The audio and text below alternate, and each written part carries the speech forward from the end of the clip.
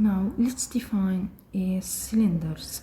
A cylinder is similar to rectangular solid except that the base is a circle instead of a rectangle. So, to find the volume of a rectangle solid, we multiply the area of its rectangular base L times W by its height H. But for a cylinder, we do exactly the same thing.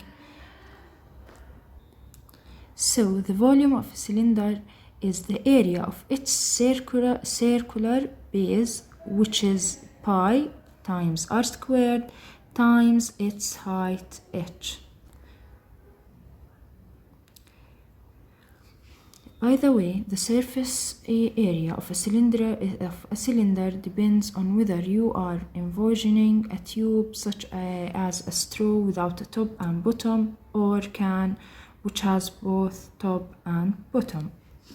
So, the formula for the volume V for a cylinder whose circular base has radius r and whose height is h is V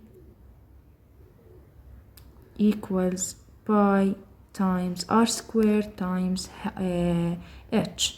So pi r squared, which is the area of the circular base, and h is the height of the cylinder. The formula for the surface area of the side of cylinder is the product of the circumference of its circular base and its height. So the circumference for its circular base is 2 pi times r and the height is h. Now, to find the area of the top and bottom of a cylinder area,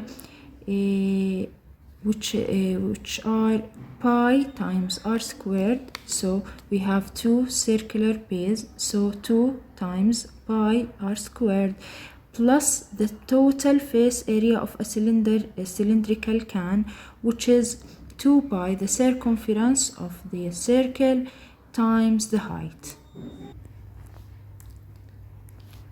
Now, assume we have a rectangular piece of paper with dimensions 12 and 8.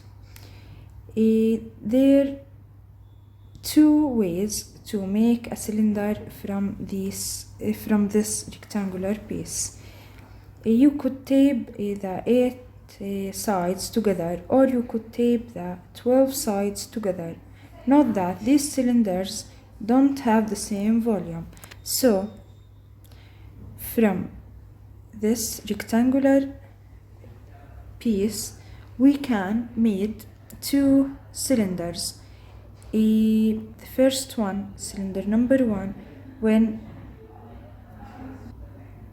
tape 8 sides together, and the second one with tape 12 sides together. And these cylinders don't have the same volume. Now, in cylinder number 1,